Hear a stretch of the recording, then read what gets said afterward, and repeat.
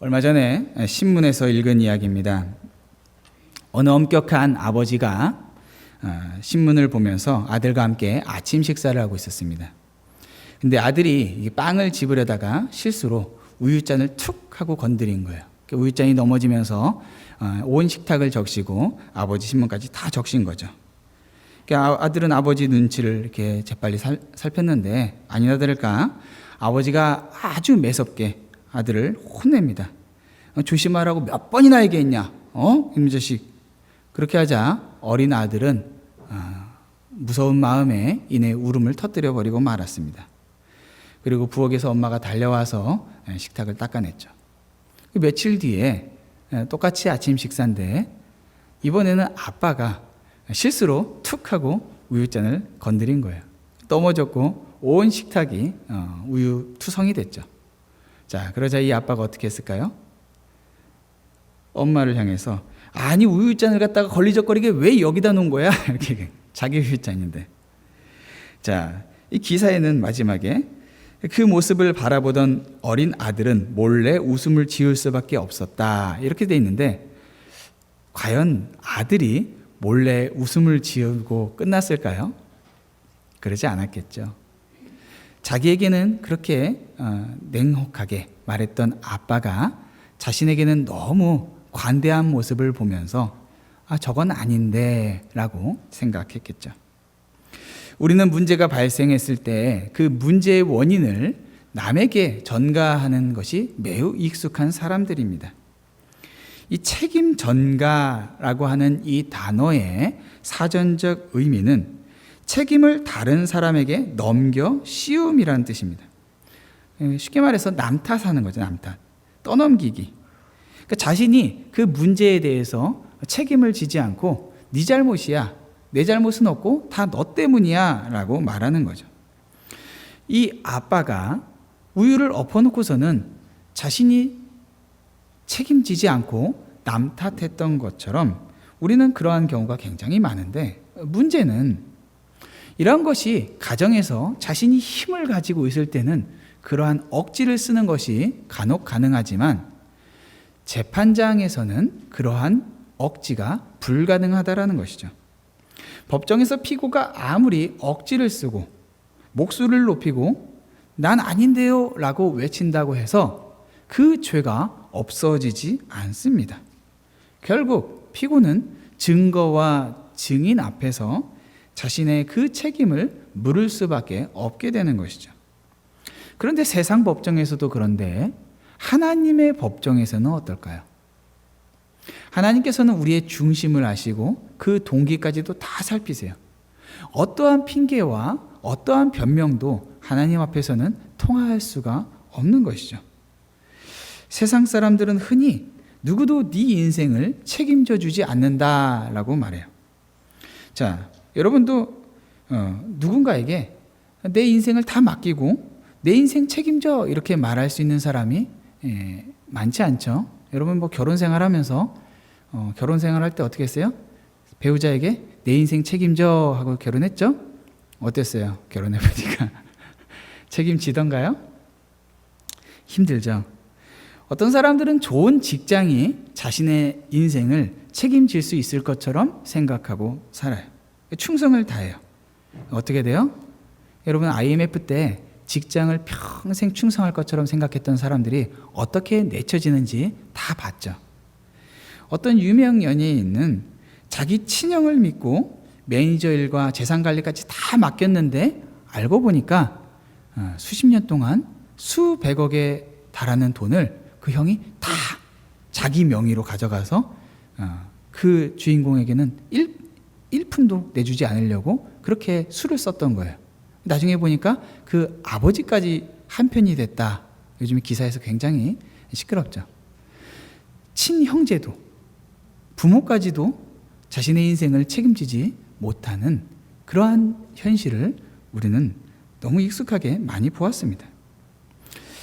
그런데 오늘 우리는 내 인생 책임지세요 라고 말할 수 있는 유일하신 한 분을 성경에서 만나게 됩니다. 그리고 심지어는 우리가 내 인생 책임지세요 라고 말하기 전에 먼저 우리에게 찾아오셔서 내가 네 인생 책임질게 라고 말씀하시는 분이라고 말하고 있습니다. 자, 그럼 주님께서 도대체 어떻게 우리의 인생에 찾아오시고 우리의 인생을 책임지실까요? 여러분, 오늘 본문은 유대인들의 가장 큰 명절 중에 하나인 이 속죄일을 다루고 있습니다. 대속죄일이라고 하죠. 이날은 1년에 한 번 있는데, 이날은 유대인들이 모든 쾌락을 절제하고 자신을 스스로를 괴롭게 해요. 이 16장 초반부에 보면은 이 속죄일의 배경이 아론의 두 아들들이 하나님 앞에 다른 불, 하나님께서 허락하지 않은 다른 불을 가지고 나아갔다가 죽은 장면을 다시 거론하면서 시작합니다. 누구도 하나님 앞에 나아갈 때에 부정한 가운데, 그리고 자신을 가리우지 않고서는 나아갈 수가 없어요.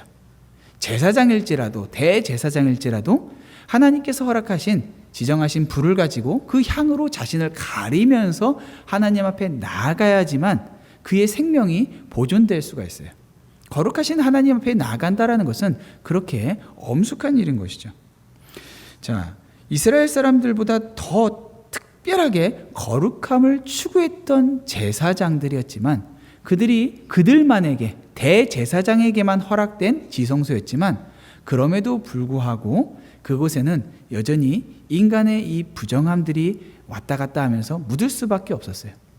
그래서 이 대속죄일에는 이스라엘 모든 회중의 죄를 하나님 앞에 고하고 용서를 받을 뿐만 아니라 이 지성소를 속죄하는 일이 가장 중요한 절차 중에 하나였어요. 자, 하나님 앞에 나아가기 위해서는 이 부정함 가지고는 나아갈 수 없다. 이것이 바로 이 속죄제의 가장 중요한 목적이며 이유인 것이죠. 원래 이 대제사장은 굉장히 화려한 복장을 갖춰요. 금이 온 곳에 붙어 있어요. 굉장히 색깔도 파란색, 막 이런 색깔들로 굉장히 멋있게 되어 있어요. 자, 그런데 이 속죄일에는 다른 제사 때와는 달리 제사장이 그 화려한 금 장식들, 그리고 그런 옷들, 흉패 이런 것들을 다 벗어두고 오직 세마포로 된 속옷과 바지, 그리고 띠, 관만을 가지고 하나님 앞에 나아가요.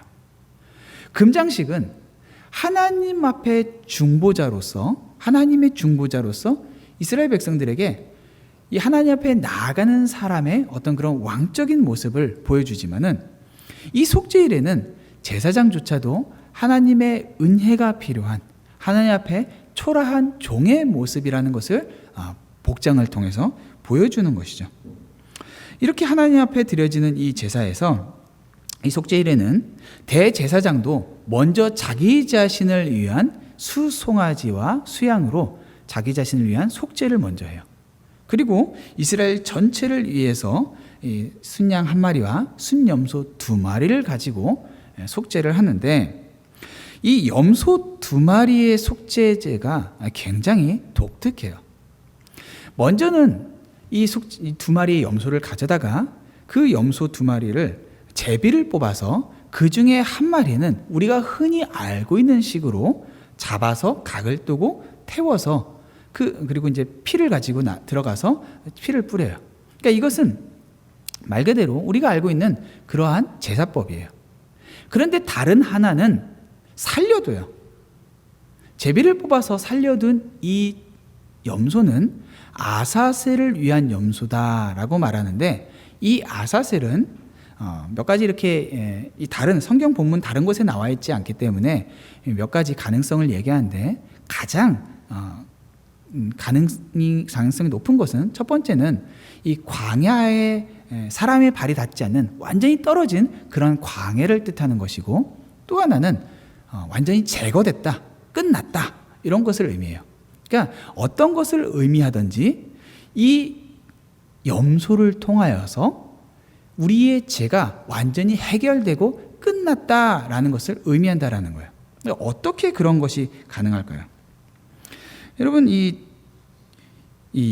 염소는요, 그냥 제사를 드리는 게 아니라 21절을 볼게요. 21절에 봤더니 아론은 그의 2손으로 살아있는 염소의 머리에 안수하여 라고 말하고 있어요. 안수를 해요. 이게 안수를 할 때 어떤 일이 발생하냐면은 제사를 드리는 사람과 이 제물 사이에서 하나됨이 일어나는 거예요. 이게 세상에서는 누군가에게 책임을 진다라고 말했을 때 그 사람의 어떤 재정적인 필요를 조금 도와준다, 아니면은 건강을 좀 도와준다, 이 정도의 수준이에요.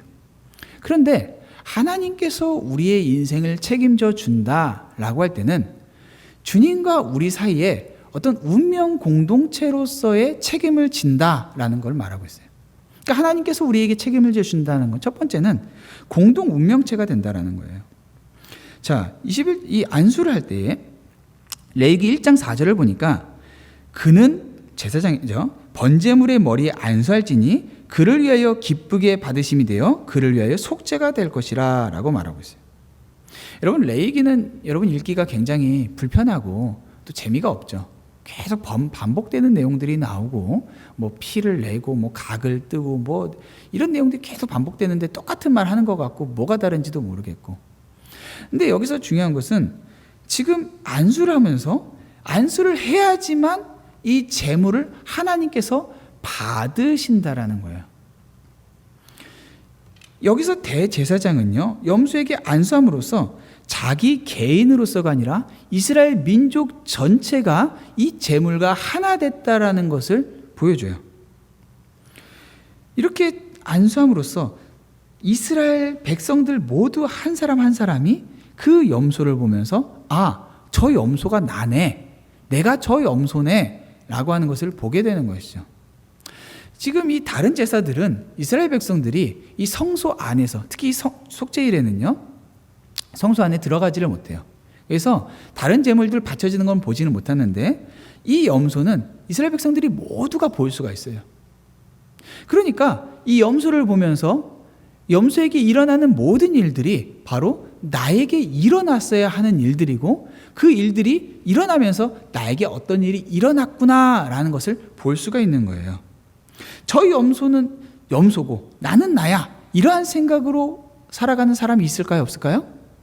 있죠. 있어요. 그 이스라엘 가운데도 여전히 저 염소가 했다고 해서 무슨 일이 일어나겠어, 저 제사가 어떻게 무슨 의미가 있겠어, 불신하고 믿지 않는 사람들도 분명히 있었을 거예요. 오늘날도 마찬가지죠. 주님의 십자가를 보면서 그 십자가가 나와 무슨 상관이야, 나와 무관한 것처럼 교회는 왔다 갔다 하고 찬양도 하고 말씀도 읽고 기도도 하지만은 그 주님과 나와의 어떤 상관관계를 전혀 받아들이지 않고 그냥 왔다 갔다 하는 거예요. 그런 사람들도 있었어요. 지금 이 염소를 보면서 저 염소가 나와 동일한 존재다라고 하는 걸 받아들인 사람들만이 이 제사의 혜택을 누릴 수가 있었어요. 우리가 만약에 이 염소가 나와 상관이 없다라고 한다면은 그걸 보면서도 아무 감흥도 일어나지 않을 거예요. 오히려 그리스도의 십자가가 나와 상관이 있다라는 것을, 주님과 내가 하나라는 것을 믿지 않는다라면은 신앙생활에 어떠한 유익도 우리가 경험할 수가 없어요. 갈라디아서 2장 20절에 보면은 내가 그리스도와 함께 십자가에 못 박혔다라고 말하고 있어요. 주님이 박혔잖아요. 여러분 십자가에 못 박혔어요? 여러분의 여기 자국이 있어요? 없죠. 관도 없죠. 아무것도 없어요. 그런데 바울이 그리스도와 함께 내가 십자가에 못 박혔다라는 거예요. 이것이 우리 성도들에게 필요한 믿음이에요. 십자가를 볼 때에 그리스도께서 그 자리에 박힌 것만 보는 게 아니라 내가 그 자리에 박혔다는 걸 이해하는 거예요. 자, 그렇게 되면 어떻게 돼요? 그런즉 이제는 내가 사는 것이 아니라 오직 내 안에 그리스도께서 사시는 것이라 라고 말하는 거예요. 내가 사는 게 아니라 그리스도께서 사시는 거래요. 주님의 선한 행위가, 주님의 의로움이 내 의로움이 되는 거예요. 주님께서 하신 일들이 나의 일이 되는 거예요. 주님과 한 운명이 되지 않으면은 그러한 것들을 경험할 수가 없어요. 우리는 성경적인 용어로 이것을 하나됨이라고 얘기해요. 주님과 하나 되지 않은 것. 여러분, 주님과 하나 됐다라는 걸 믿으십니까? 이게 교리로만 믿어서는 되지가 않아요. 정말로 주님과 우리는 하나가 되어졌어요. 그 염소를 보면서 이스라엘 백성이 정말 진지한 믿음으로 반응한 사람들은 저 염소가 나라는 것을 보고 있는 거예요. 그때 그 염소가 가는 길이 내가 가야 할 길이었다는 것을 발견하게 되는 거죠. 주님과 하나가 되었기에 주님께서 십자가에 흘리신 그 보혈이 내가 흘려야 할 그 피가 된 거예요. 그러니까 내 죄가 해결이 된 거죠. 주님과 하나가 됐기에 주님의 부활이 나의 새 생명이 된 거예요. 여러분, 주님과 내가 운명 공동체가 되는 것보다 더 큰 인생을 책임져 주는 그러한 행위가 있을까요? 어떤 재벌이 여러분에게 찾아와서 내가 네 책임져 줄게. 네 자식 대학 가는 것부터 직장 가는 거 다 책임져 줄게. 정말 그런 이상한 사람을 만난다고 해서 그런 혜택을 받았다고 하더라도 누구도 운명을 함께 짊어지는 그러한 선한 사람을 만날 수는 없는 것이죠. 그런데 주님께서는 우리에게 그 운명을 함께 하겠다라고 말씀하고 계시는 거예요. 두 번째, 우리 주님께서 우리의 인생을 책임져 주시는 방법은 우리의 모든 죄를 다 짊어지신다라는 거예요. 자, 한글 성경에는 자세히 나오지 않았지만은 21절은 죄에 대한 단어를 서로 다른 세 가지 단어로 표현하고 있어요. 새 번역 성경으로 제가 한번 읽어드릴게요. 살아있는 그 순염소의 머리 위에 두 손을 얹고 이스라엘 자손이 저지른 온갖 악행과 온갖 반역 행위와 온갖 죄를 다 자백하고 나서, 자, 온갖 악행, 온갖 반역 행위, 온갖 죄, 이렇게 말하고 있어요.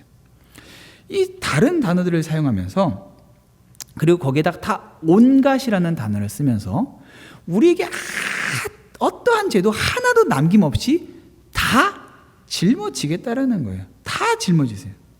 자, 그런데 이 짊어지기 위해서는 한 가지 필요 조건이 있어요. 그게 뭐예요? 바로 자백한다라는 거예요. 개정 성경에는 그냥 죄를 아뢰었다라고 돼 있죠. 그런데 이 단어는 자백을 뜻해요. 왜 자백이 필요해요? 자백을 해야지만 우리의 그 죄가 이 염소에게 전가가 되는 거예요. 옮겨져요. 자백하지 않으면은 옮겨지지 않는 거예요. 그러니까 우리의 마음 가운데에 나는 이 죄는 좀 부끄러운데, 이 죄는 숨기고 싶은데, 이렇게 가리우는 것들은 해결이 되지를 않는 거예요. 대제사장이 그 수많은 수십만 수백만 이스라엘 백성들의 죄를 그 사람 이름들 하나하나 부르면서 다 할 수는 없어요. 그들의 그 죄를, 대표적인 죄들을 갖다가 그 죄목으로 그 위에 부었겠죠. 뭐 아무개가 뭐 했네, 아무개가 뭐 했네가 아니라 살인, 간음, 뭐 거짓, 뭐 이런 것들을 다 외쳤겠죠. 자, 그런데 그 장면을 보고 있는 이스라엘 백성들은 자신의 죄가 그 염소에게 전가되기를 기다리는 마음에 대제사장 입술에서 어떠한 죄가 나올 때에 그 죄가 내 죄라는 것을 인정하면서 이제 내 죄가 전가됐구나 라고 생각했을 거예요. 자, 그런데 만약에 혹시라도 그런 일은 없겠지만은 대제사장이 나열한 수많은 죄 중에서 나만 알고 있고 누구도 생각하지도 못했던 그러한 죄가 있었다라고 한다면은 여러분 어떻게 해야 될까요? 그냥 꾹하니 입을 다물고 아무렇지도 않은 척 하면 어떻게 돼요? 이 죄가 해결이 되지를 않는 거예요. 뭐 그럴 일은 없겠지만은 만약에 그런 상황이라고 한다면은 내가 이러한 죄가 있습니다. 이 죄도 반드시 같이 전가되어야 합니다. 라고 대제사장에게서 가서 넌지시라도 말을 하든지 아니면은 솔직하게 말을 하든지 이러한 과정이 있어야 했겠죠. 정말로 죄에 대해서 심각하게 생각하고 이 죄가 정말로 이 염소에게 전가된다라는 것을 그러한 방법으로만 해결된다라는 걸 믿는다면은 죄를 숨길 수가 없는 것이죠. 이 죄를 자백하는 것, 내가 자백함으로써만 이 참된 회개를 경험할 수 있다라면은 사람들이 내 죄를 듣느냐 아느냐, 저 사람들이 내 죄를 아느냐 모르느냐가 중요한 게 아니라 이 죄가 해결되느냐 아니냐가 중요한 거죠. 그러니까 주님 앞에 우리가 만약에 어떤 죄를 숨기고 계속해서 가리고 있다라면은 죄가 주는 파괴적인 영향력 그리고 죄의 삭스에 대해서 간과하고 있다는 의미죠. 하나님께서 얼마나 거룩함을 바라시는지, 그리고 그 거룩함을 위해서 하나님께서 치르신 그 값이 무엇인지를 안다면은 죄를 가리우고 아닌 척하고 살아갈 수는 없어요. 제사장일지라도 대제사장일지라도 자기 죄가 해결돼야지만 하나님 앞에 나아갈 수 있어요. 누구도 죄가 해결되지 않고 하나님 앞에 나아갈 수가 없다는 거죠. 자, 흉내내는 삶은 아마 있을 거예요. 이스라엘 백성 가운데서도 아닌 척하면서 흉내내면서 괜찮은 척하는 사람들이 있을 거예요. 그런데 그런 사람들이 만약에 하나님 앞에 나아갔다 어떻게 돼요? 그 즉시로 그 생명이 거두어지는 거예요. 사람들 회중에 섞여서 이스라엘 백성이네 하면서 살아갈 수는 있어요. 성도들 가운데서도 신앙생활 하는 것처럼 흉내내고 스스로를 속이고 남들을 속이면서 신앙생활 할 수 있어요. 근데 죄의 문제가 해결되지 않고 괜찮은 척 하는 사람은 하나님 앞에 나아갈 수가 없어요. 최근에 미국 전역에서 그리고 올랜도에서 이 구원파가 굉장히 기승을 부리고 있어요. 자, 그런데 이들은 죄에 대해서 무엇라고 하냐면은 너가 처음 믿을 때에 네 죄가 해결됐기 때문에 너가 과거에 지은 죄, 현재 지은 죄, 미래에 지은 죄 다 해결됐으니까 너는 이제 더 이상 회개할 필요가 없다. 이게 그 사람들이 하는 얘기예요. 회개가 없는 거예요. 회개가. 자, 그러면 어떻게 돼요? 내 마음껏 살아가요. 죄 짓고 뭐 하고 근데 이거 다 해결됐어 라고 하면서 죄를 지으면서 회개가 필요 없다 라고 말하는 거예요. 헛소리죠. 그리스도의 십자가 사건은 우리의 과거와 현재와 미래 모든 죄를 해결한 것이 맞지만 그 용서하심은 언제나 우리의 회개를 전제로 해요. 죄를 짓고도 떳떳하게 고개를 빳빳하게 이렇게 들고 있는 사람은 그러한 사람에게 주어질 용서는 없어요. 그래서 언제나 우리는 자기의 죄를 먼저 인식하는 게 먼저예요. 로마서 2장 4절에 혹 내가 하나님의 인자하심이 너를 인도하여 회개하게 하심을 알지 못하여 그의 인자하심과 용납하심과 길이 참으심이 풍성함을 멸시하느냐라고 말해요. 하나님께서 우리를 회개의 자리로 인도하세요. 회개할 수 있는 기회를 주세요. 그런데 뻣뻣하게 아닌 척, 괜찮은 척 하는 거죠. 그럼 어떻게 돼요? 그 다음 절에 다만 내 고집과 회개하지 아니한 마음을 따라 진노의 날 곧 하나님의 의로우신 심판이 나타나는 그날에 임할 진노를 내게 쌓는도다. 이스라엘 백성들이 대제사장만 하나님의 지성소에 들어가니까 그 지성소에 자기의 죄를 짊어지고 들어가는 순간 그는 죽으니까 저 사람은 특별해야 돼. 저 사람은 거룩해야 돼. 그렇지만 나는 괜찮아. 라고 생각했다면은 언젠가 누구라도 마지막 그때에는 하나님 앞에 모두가 서게 된다는 거죠. 대제사장은 1년에 한 번씩 그 언약궤 앞에 속죄소 앞에 들어가서 주님을 직접 만났지만은 모든 이스라엘 백성도 결국에는 하나님 앞에 서게 된다는 거예요. 우리도 마찬가지죠. 하나님의 심판이 기다리고 있어요. 이 심판이 오기 전에, 그 날이 오기 전에 우리의 죄가 해결이 돼야 돼요. 구원 받았습니까? 예. 예수를 믿었으면 우리는 구원 받았죠. 그런데 여러분의 죄는 어떻게 해결이 됩니까? 그 죄에 대하여서 하나님 앞에 회개하고 돌이켜서 그 용서하심을 받은 거잖아요. 그런데 정말 구원 받았다라고 한다면은 이 회개가 동반된 삶이어야지만 가능한 거예요. 회개는 구원파가 말하듯이 구원받지 않은 사람들의 증거가 아니라 구원받은 사람들의 증거예요. 그의 죄가 과거에도 해결되었고 지금도 해결되었고 미래에도 해결되었고 언제나 그 삶 자체가 회개의 삶이라는 거죠. 요한일서 1장 8절은 이렇게 말해요. 만일 우리가 죄가 없다고 말하면 스스로 속이고 또 진리가 우리 속에 있지 아니할 것이요 만일 우리가 우리 죄를 자백하면 그는 미쁘시고 의로우사 우리 죄를 사하시며 우리를 모든 불의에서 깨끗하게 하실 것이요 나 죄 없어 라는 사람은 스스로 속이는 거예요. 또 하나님에게도 거짓말하는 거예요. 근데 내가 죄가 있어 라고 말하는 사람은, 내 죄를 하나님 앞에 자백하는 사람은 하나님의 그 미쁘심이, 하나님의 그 자비하심이 그 죄를 용서하신다는 거예요. 누가 하나님 앞에 회개할 수 있어요? 자백할 수 있어요?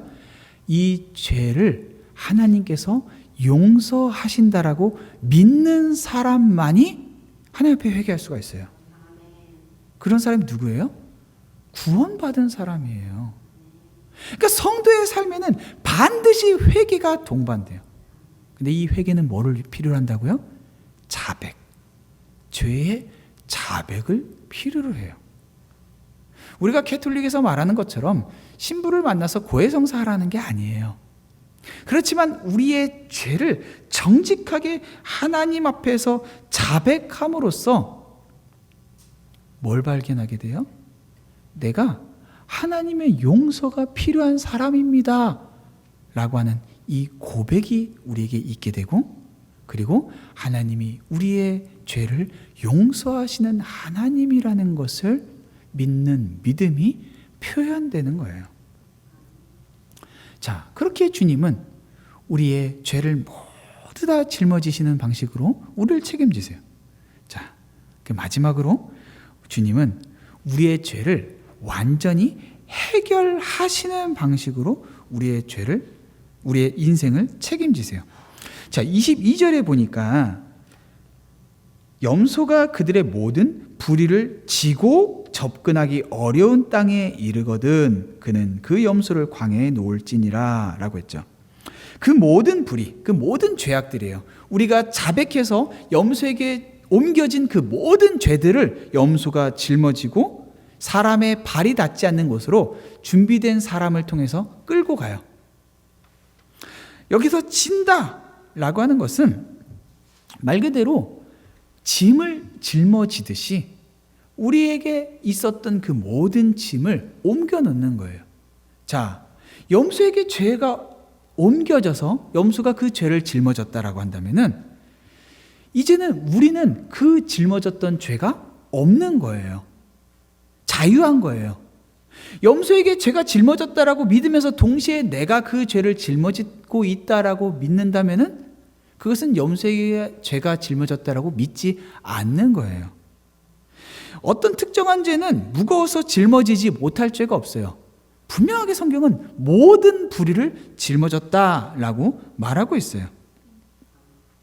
자, 그렇게 염소가 가는 곳은 사람의 발이 닿지 않는 곳, 부정한 곳인 광야로 가요. 접근하기 어려운 땅은 이 염소가 갔다가 혹시라도 다시 이스라엘 땅으로 돌아오지 못하도록 하기 위함이에요. 나중에 유대 전승에 따르면은 이 후기에는 일부러 이 절벽 끝으로 가서 이 염소가 절벽에 떨어지도록 밀거나 혹은 인도했다 이렇게까지도 했어요. 혹시라도 이 염소가 이스라엘 진중으로 돌아와서 그 죄가 돌아오지 못하도록 하는 것이죠. 이것들을 보면서 이스라엘 백성들에게 요구되는 것은 딱 하나였어요. 뭐예요? 지켜보는 거예요. 염소에게 죄가 전가되는 걸 지켜보면서 내 죄가 옮겨졌어. 그리고 염소가 사람들의 발이 닿지 않는 곳으로 먼 곳으로 가는 것을 보이지 않을 때까지 지켜보는 거예요. 그걸 보면서 어떤 생각을 해요? 내 죄를 저 염소가 짊어지고 있네. 내 죄를 저 염소가 짊어지고 내가 가야 할 저 죽음의 땅을 향해서 저 염소가 걸어가고 있네. 내가 저 염소와 함께 죽었네. 이제 나에게는 어떠한 죄도 남지 않았네. 그렇게 우리가 그걸 보면서 내 옛사람이 나 이제 끌려가는구나. 나 버림받았구나. 나 죽었구나. 이렇게 믿음으로 반응하는 것이죠. 이것을 믿음으로 반응한 사람만, 받아들인 사람만 더 이상 자기 자신에게 얽매이지 않고 저주에 묶이지 않고 이것은 심판받았어. 끝났어. 나는 이제 하나님 앞에 의로운 사람이야. 라고 고백하며 주님 앞에 담대하게 살아갈 수가 있는 거예요. 성경은 우리 그리스도를 이 염소에 빗대어 이렇게 표현합니다. 이사야는 53장 6절에서 우리는 다 양 같아서 그릇 행하여 각기 제 길로 갔거늘 여호와께서는 우리 모든 죄악을 그에게 담당시키셨도다 라고 말해요. 우리의 죄악을 그에게 다 옮겨놨어요. 침례 요한은 예수님을 보자마자 감격하면서 예수께서 자기에게 나오심을 보고 이르되 보라 세상 죄를 지고 가는 하나님의 어린 양이로다 라고 외쳤어요. 속죄일에 그 염소는 1년에 한 번씩 반복적으로 그 죄를 짊어지고 나아가야 했지만 우리 그리스도께서는 단 한 번의 죽으심으로 우리의 모든 죄를 짊어지시고 그 죽음의 땅으로 그 광야로 나아가듯이 십자가에서 예루살렘 밖으로 나아가 십자가에서 그 죄들의 끝을 내셨습니다. 하늘 영광을 내려놓으시고 성육신 하셔서 이 땅 고독한 광야에 나아가기를 머뭇거리지 아니하신 주님께서 십자가에서 나의 하나님 어찌하여 나를 버리시나이까 라고 외칠 때에 그 죄가 누구의 죄입니까? 바로 저와 여러분의 죄를 주님께서 짊어지시고 내 이름표 달고 그 자리에서 죽음을 맞이하지 않으셨습니까? 우리는 주님의 이 십자가의 사역을 볼 때마다 내 죄가 그리스도의 희생으로 말미암아 이미 제거되었다라는 것을 알게 됩니다. 죄로 인한 형벌뿐만이 아니라 죄가 주는 영향력, 죄가 우리를 계속해서 종로로 타면서 끌고 가고자 하는 그 모든 힘조차도 이미 그리스도 예수 안에서 해결된 것이죠. 누구도 이제는 우리를 참소할 수가 없는 거예요. 너 죄인이잖아. 너 죄의 대가를 치러야 되잖아. 이러한 얘기 가운데에 우리는 아니야. 우리 주께서 내 죄를 짊어지시고 저 죽음의 땅으로 가셨어. 이미 해결되었어. 라고 말할 수 있도록 주님께서 생생하게 구약에서도 시청각 자료로 그 아사셀 염소를 통해서 보여주셨고 오늘날 우리가 십자가를 보면서 무엇을 생각합니까? 바로 그 자리에서 내가 그리스도와 함께 십자가와 함께 끝났어. 이제 나는 내가 사는 게 아니라 우리 주님께서 사는 거야 라고 그렇게 고백할 수 있는 것이죠.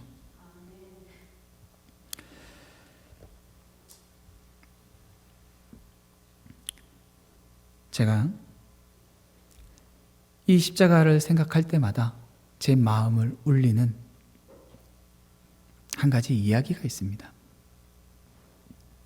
아주 오래전 이야기인데 어린 나이에 천의 고아가 된 두 형제가 있었습니다. 형은 졸지에 집에 가장이 돼버린 거죠. 형은 이런 어린 나이에 맞게 된 절망과 아픔 가운데에 뭐 어떻게 감당할 수 없었는데 어린 동생이 있어서 버겁게 생계를 책임질 수밖에 없었던 것이죠. 그런데 어느 날 누군가의 소개로 교회란 곳에 가게 됐습니다. 근데 교회 가보니까 세상에 이 세상의 육체로 낳아준 엄마 아빠와는 비교되지도 않을 만큼 그 부모보다 더 좋은 주님을 만나게 된 거죠. 너무나도 감격했고 너무나도 기쁜 마음에 주님을 만난 그 사랑과 눈물로 매 순간마다 예배마다 충만한 삶을 살았던 것이죠. 어린 나이였지만 버겁게 그 인생의 무게가 참 버거웠지만 그럼에도 주님과 함께 한다라는 인생이 그에게 참 기쁨이 됐습니다. 그렇게 어린 동생을 데리고 신앙생활을 열심히 했는데 동생이 나이를 먹기 시작하면서 어느 순간부터 형을 따라서 교회 가기를 거절하고 하나님이 그렇게 좋은 분이면은 왜 우리 엄마 아빠를 데려간 거야? 나는 그런 하나님 믿고 싶지 않아 라고 하면서 세상으로 돌기 시작했습니다. 나쁜 친구들과 어울리고 나쁜 짓을 하기 시작했고 그러한 동생을 보며 형은 달래도 보고 얼러도 봤지만 돌아오지 않는 동생을 보면서 매일 기도의 자리에서 눈물로 주님 앞에 매달리는 것밖에 할 수 있는 게 없었습니다. 그렇게 형은 주님을 향한 사랑으로 애절하게 살아가고 또 동생을 향한 애틋한 마음으로 열심히 하루하루를 살아갔고 동생은 나쁜 녀석들과 어울리는 삶이 반복되던 어느 날 밤에 갑자기 우당탕탕 하는 소리와 함께 동생이 집 안으로 들어오는데 온몸에 피칠갑을 하고 들어오는 겁니다. 그리고는 덜덜덜 떨면서 하는 말이 형, 나 사람 죽였어 라는 겁니다. 맨날 나쁜 녀석들과 어울려 다니다가 결국에는 다른 동네 녀석들과 시비가 붙어갖고는 싸우다가 칼을 휘둘렀는데 상대가 죽은 거죠. 두려운 마음에 뭘 어떻게 해야 될지도 몰라서 그저 집으로 오기는 했는데 뭘 어떻게 해야 될지도 모르고 벌벌벌 떨면서 그냥 그러고 있는 것이죠. 형도 당황스러웠지만 잠깐 기도를 하더니 서둘러서 동생에게 그 모든 옷을 벗기고는 자기 옷을 동생을 씻기고는 자기 옷을 입혔습니다. 그리고는 구석에 숨겨놓고 너 절대 어떤 일이 있어도 나오지 마. 그냥 여기 있어. 라고 하고는 동생이 벗어놓은 그 피칠갑이 된 옷을 뒤집어 입었습니다. 시간이 얼마 지나지 않아서 군화를 신은 사람들이 들어와서 너희 자식 사람 죽였지? 라고 하고 그를 끌고 갔습니다. 온몸에 피칠갑이 돼 있었기에 더 이상 다른 증거도 필요하지 않았습니다. 재판이 시작됐는데 너무 잔인한 범죄라 사람들이 그 관심을 갖고 저 사람은 사형이 마땅하다라고 생각했고 재판 과정에서 이 형은 다른 말 아무 말도 안 하고 저는 이 죄의 값을 치러야 합니다 라고만 말했습니다.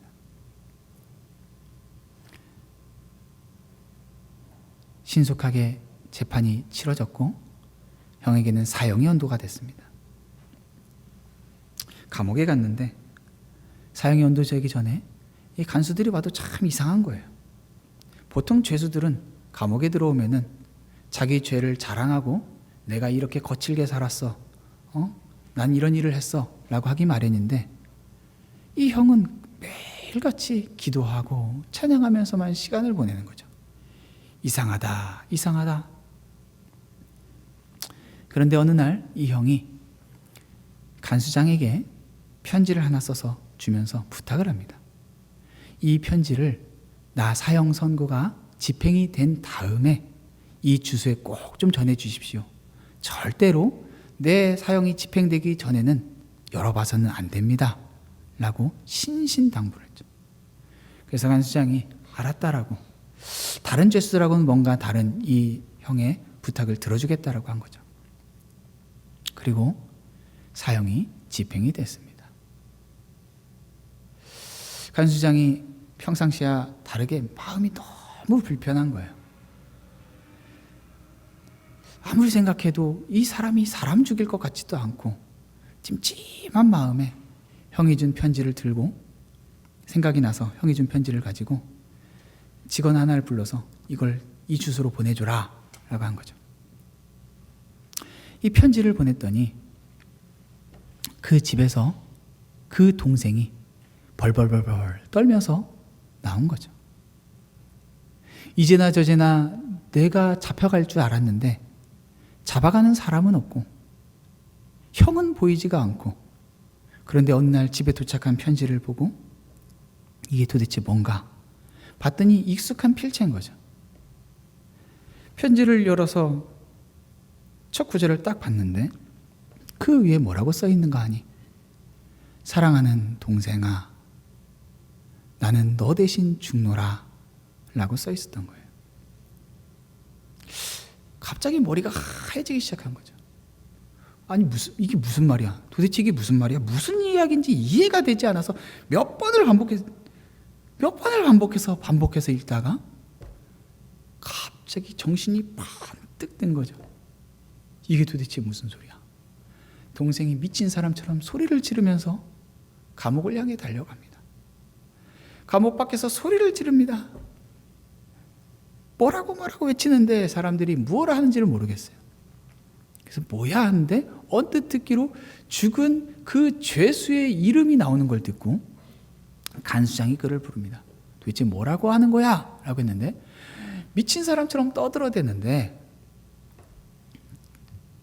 몇 가지 들은 말을 추론해 보니 이 죄는 이놈이 지었고 엉뚱한 형을 잡아다가 죽였다라는 거예요.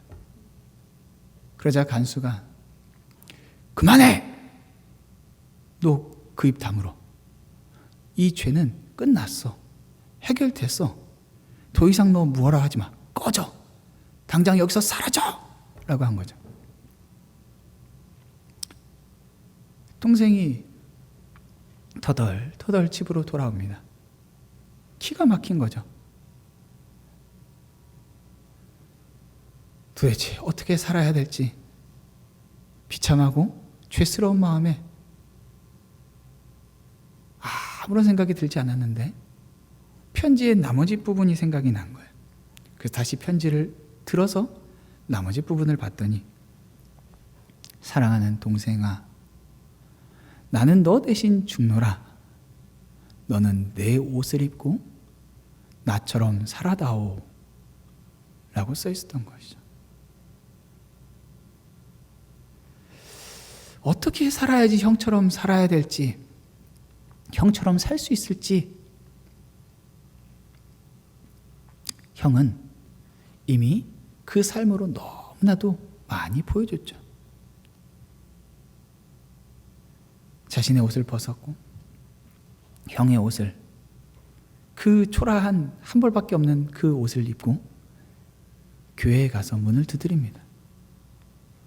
우리 형이 어디에 앉아서 예배를 드렸습니까? 어떻게 예배를 드렸습니까?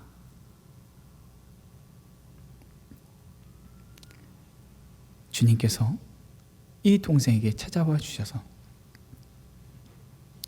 다른 건 몰라도 나 형 다시 만나고 싶어, 사랑하는 형을 다시 만나고 싶어 하는 마음에 형처럼 사는 삶을 살기로 결정하고 그렇게 살아가기 시작한 것이죠. 그런데 그 나쁜 녀석들, 친구들이 다시 찾아옵니다. 야, 너 이 자식 명기네? 난 너 죽은 줄 알았어 임마. 재판 결과 있었다고, 사형됐다고 신문에 나왔는데 어떻게 된 거야? 야, 이거 명기네. 야, 가자. 신나고 재밌는 일들이 기다리고 있다. 가자. 그러자 이 동생이 하는 말이, 이 옷의 주인은 그런데 가지 않아. 이 옷의 주인은 그렇게 살지 않아. 나쁜 녀석들이 와서 두드려 패고 협박을 하고 데려가려고 해도 언제나 동생은, 이 옷의 주인은 그렇게 살지 않아 라고 대답했다고 합니다. 사랑하는 성도 여러분, 주님께서 우리를 위하여서 십자가에서 죽으셨다라고 하는 것은 세상 종교의 수많은 이야기 중에 하나가 아니라 참으로 우리의 죄를 짊어지시고 해결하신 사건이었습니다. 그것은 단지 우리가 죽어서 지옥 가는 길 대신에 많은 좋은 것들이 있는 천국의 초대 정도가 아니라 우리의 삶 전부가 주님 앞에 변화되어서 내 안에 그리스도께서 살아계신 삶을 살아가는 것, 그것이 우리를 창조하신 주님의 목적이었고, 그것이 우리를 위하여 아들을 아끼지 아니하고 내어주신 아버지의 마음이었습니다.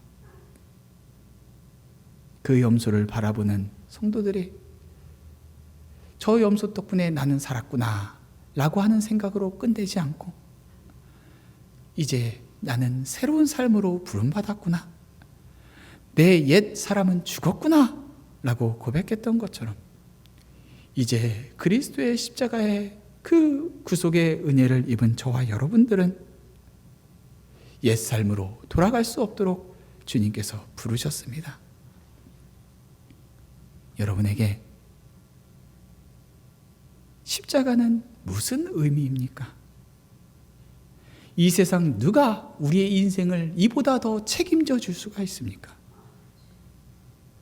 우리에게 찾아오셔서 십자가에서 우리의 인생의 모든 죄를 책임져 주시고 또한 새로운 삶을 책임져 주시겠다라고 말씀하시는 주님 앞에 이제 아멘으로 응답하면서 내 옛삶이 아닌 주님과 함께 살아가는 여러분 되시기를 주님의 이름으로 축원합니다.